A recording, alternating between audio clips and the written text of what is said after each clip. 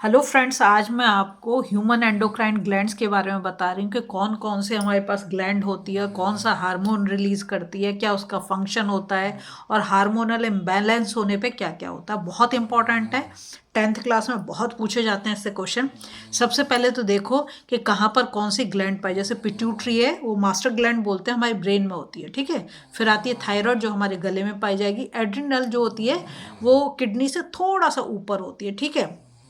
Pancreas तुम्हें stomach के पास मिलेगा और ये टेस्टिस और ओवरीज है, ठीक है। The human body has several endocrine glands including the pituitary gland, thyroid gland, adrenal gland, pancreas, ovaries. Ovaries female में मिलेंगी और टेस्टिस मेल के अंदर, ठीक है। Each of these gland secrete specific hormone. Hormone क्या होते हैं? केमिकल वो होते हैं कंपोजिशन, ठीक है। इसके बाद है that regulate different bodily function such as growth and development and reproductive processes. Some of the gland and their function are given below. अब देखो, सबसे पहले जो बात कर रहे हैं एंडोक्राइन ग्लैंड की, वो पिट्यूटरी है। हार्मोन, ग्रोथ हार्मोन, GH से बोलते हैं, ग्रोथ हार्मोन को प्रोड्यूस करती है, ठीक है। फंक्शन क्या है? Promote normal growth of the body and control the activity of most gland. क्या करेगी? मास्टर ग्लैंड बोलते हैं, तो बाकी ग्लैंड की भी एक्टिविटी को ये कंट्रोल करेगी। और वैसे किसके लिए जानी जाती है? ग्रोथ के लिए, ठीक है।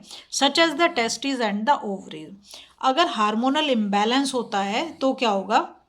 डेफिशिएंसी लीड टू, मतलब अगर वो कमी हो जाए, जितना हार्मोन उसको रिलीज करना चाहिए इतना ना करे और उसकी कमी हो जाए तो क्या होगा? Deficiency lead to dwarfism. बौने लोग देखोगे आपने, बहुत शॉर्ट हाइट होते हैं, उनके लिए। ए condition that makes a person much shorter than usual and axis, अगर ज़्यादा हो गए, जितना होना चाहिए उससे ज़्यादा क्वांटिटी में प्रोड्यूस हो जाएगा तो lead to gigantism. A condition that makes a person much taller than usual. जैसे देखा ना, किसी किसी की हाइट जो है 7 फुट से भी ज़्यादा चली जाती है, वो इसके कारण। या बहुत शॉर्ट रह जाते हैं, वो भी इसी के कारण है। अगर कम मात्रा में रिलीज हो रहा है तो डॉर्फिन हो जाएगा, और अगर ज़्यादा मात्रा में हो रहा है तो वो जाइंट बन जाएगा। अब आया थायराइड। थायराइड जो है, ये हार्मोन जो रिलीज करती है उसका नाम है थायरोक्सिन। क्या काम करते हैं?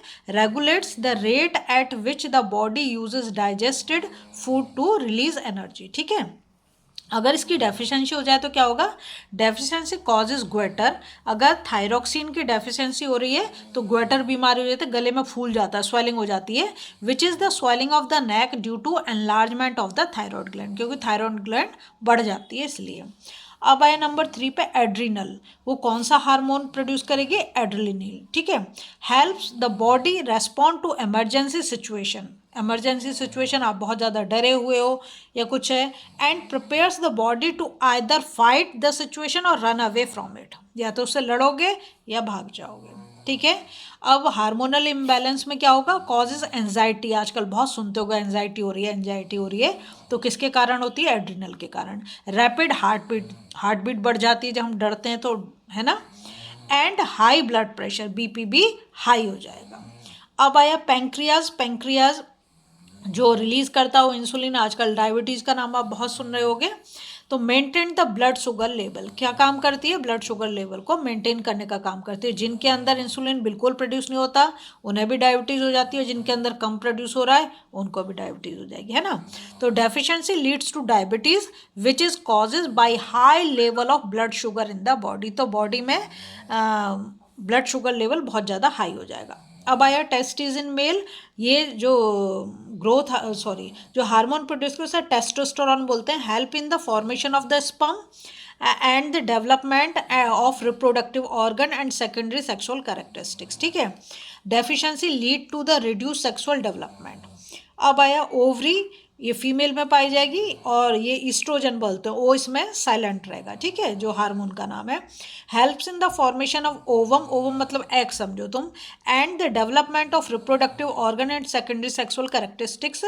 और डेफिशिएंट मतलब हार्मोनल इम्बैलेंस होने पे क्या होगा? Deficiency leads to reduce sexual development. अगर आपको वीडियो पसंद आ रही है ना, प्लीज़ लाइक शेयर सब्सक्राइब कर दें, फॉलो जरूर करें।